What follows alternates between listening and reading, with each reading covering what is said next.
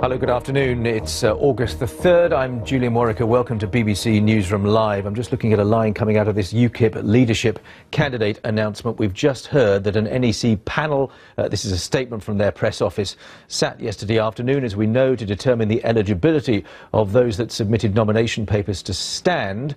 And following their deliberations and a vote on the matter within the NEC, these are the names who have been nominated. Councillor Bill Etheridge, MEP Diane James, MEP Elizabeth Jones, Jonathan Armott, MEP, and Councillor Lisa Duffy Philip Broughton. And by a clear majority of NEC members, Stephen Woolfe, MEP's application was considered to be ineligible as a result of a late submission, and as such he did not meet the eligibility criteria.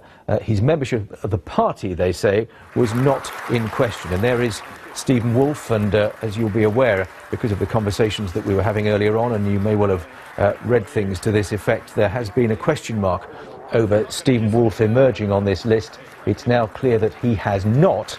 And what will therefore be interesting to talk about is the consequences of that. Let's bring in Tom Bateman, our political correspondent, who's outside those UKIP headquarters. So Stephen Woolfe not on the list, Tom?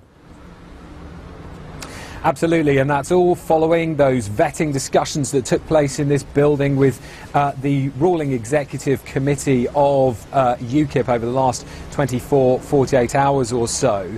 So what this now means, I think, is it opens up a whole new schism in UKIP, because the outgoing leader, Nigel Farage, I think will now perhaps go to the party at large to call an emergency meeting to try and heap pressure on those people, the executive committee panel, who he described very recently as total amateurs, people who just weren't up to the job, because Mr Woolfe was seen very much as the natural successor to Nigel Farage, a key ally of his, who would have kept the party going in a similar mould to Mr Farage when he leaves the party as leader. So he is off the list, as you say. That is confirmed, and all because the executive committee say here, because of the fact that he got his nomination papers in late. Remember, we were reporting that he clicked on the website, but he said the nomination form didn't go through, and as a result it was 17 minutes late or so. He described it as a computer says no moment. Now, he has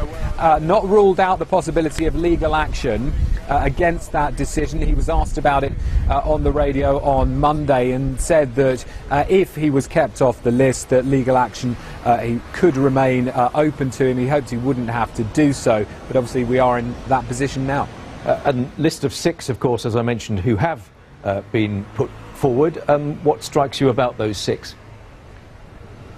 Well, I think the really interesting thing there is that Diane James is on that list. She's perhaps one of the highest profile people within UKIP once you get beyond Nigel Farage. Many people have said, well, look, this is part of the problem of the party, that it was a kind of one-man band party. Now, she has been a fairly prominent person. She's the deputy chair of the party. It hadn't been clear whether or not she would be on the slate, whether she would be running in this race at all. In the last 24 hours it became perhaps a bit clearer that she might be, with some hints from her, but we didn't know literally until just now that there would be confirmation she is on that. So I think she suddenly becomes the clear front runner, with Mr Woolfe out of the running, up against other MEPs and councillors who are much less known among the 50,000 or so party members. But as I say, I think what we have to watch for now is what those around Stephen Woolfe are going to do, those around Nigel Farage are going to do. It is my understanding that he may be prepared to call